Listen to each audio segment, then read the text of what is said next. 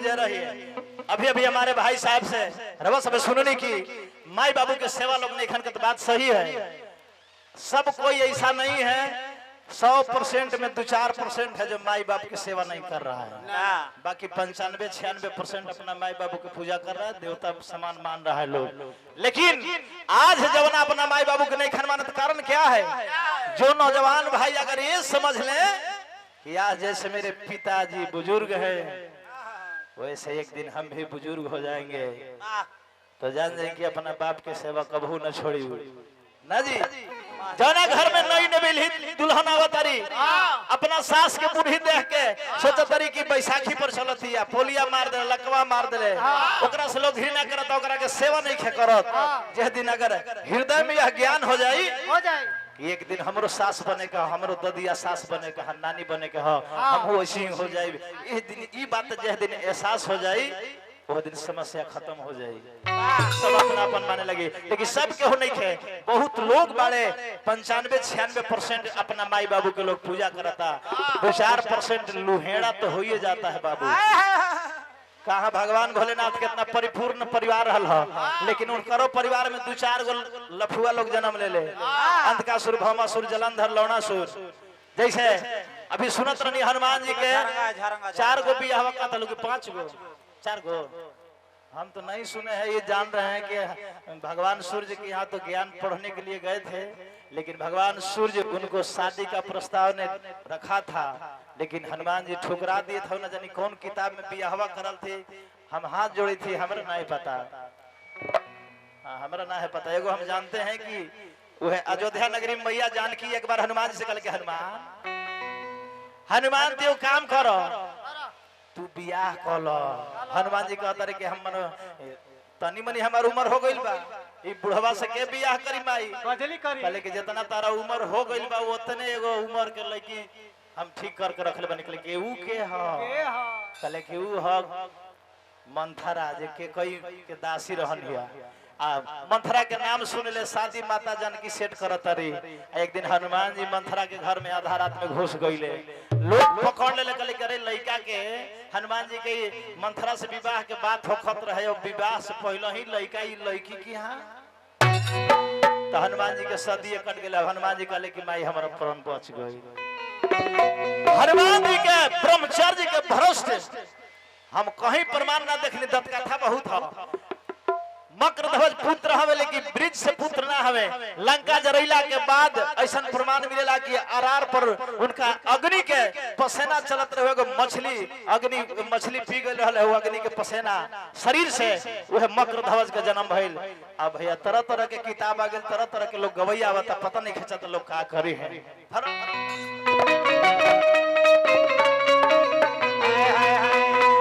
चलते चलते हमने हनुमान जी के एगो सुमरन बोलो, एक बाद हमारे भाई साहब गई हैं।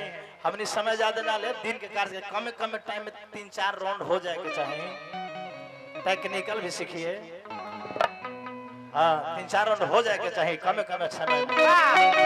चढ़िए के जा रहे तो बताए अंजलि खेलला,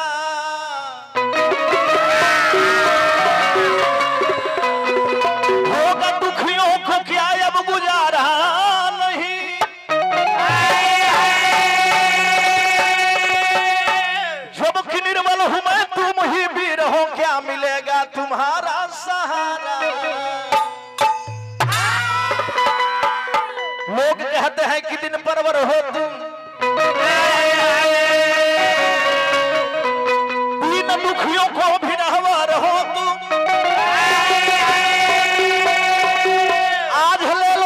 शरण में हनुमान जी है, तुम्हारे सिवा कोई सहारा।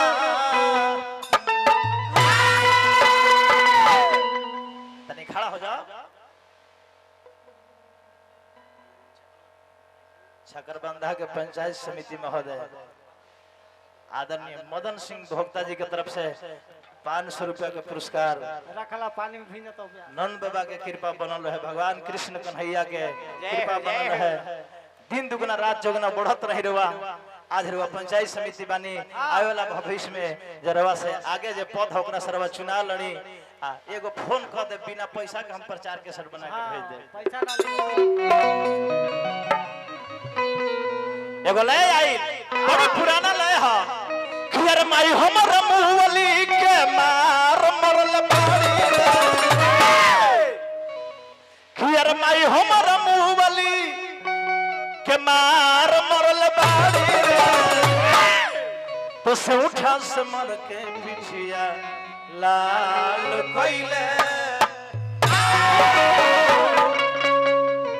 तो ढोलकिया हमारा दिल जीत ले लेते बहुत अच्छा हाथ है रे महाराज हम तो सुने के संदीप बीरबल अनुज के छोड़ा के इन्हें कोनो ढोलकिए नहीं है वो फिर वहे पारे है लेकिन है अभी है कलाकार हाँ बहुत अच्छा भाई अरे रहू रे बानी दुनिया में अरे रहू रे बानी दुनिया में अरे रहू रे बानी दुनिया में अरे बलवान हो तो लखन के बचवले रहला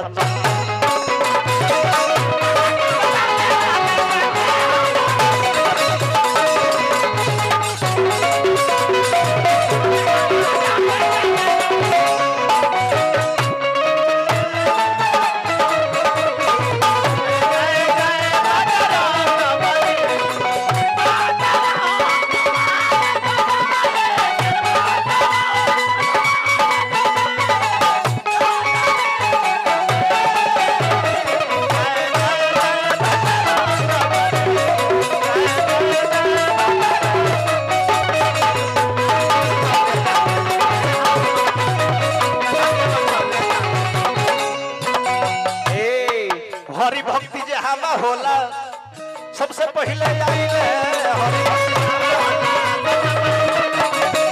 भक्ति जे हाला होला सबसे पहले ए बाबा अरे सब चल जाले तब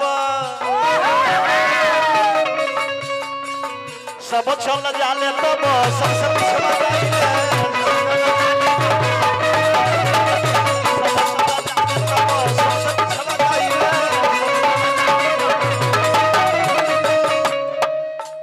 अरे बल बुद्धि विद्या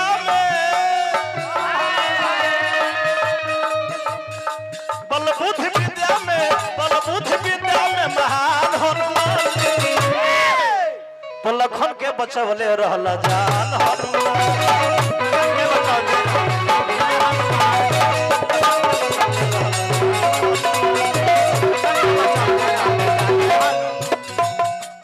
दूसर बदलना तो भाई अरे बाबा नगीना चाचा जी ग्राम मोहल्ला हमारे गुरु जी 9 बजे रात के फोन किए थे बहुत दिन पहले कि बबुआ हम फंस गए बानी कहीं जाम में प्रोग्राम हो जाबा नगीना यादव के द्वार पर तो केहू तरह चल जा 10 बजे रात में मोटरसाइकिल से अकेले आन के भोला व्यास के टीम में हमने दोनों एक ही टीम के कर के उगा के गए थे वो दिन रुपया बाप रे बाप 22,000 तक खाली हमारा छूट मिलल है और वही चक्कर में हम अली है जा कि माल बहुत मिलता है 23 रुपया ढील नहीं हो रहा लगे थे क्या 22 रुपया सही बात बहुत बढ़िया क्षेत्र है अब पता नहीं से काहे करे थे हाँ मेन धरा था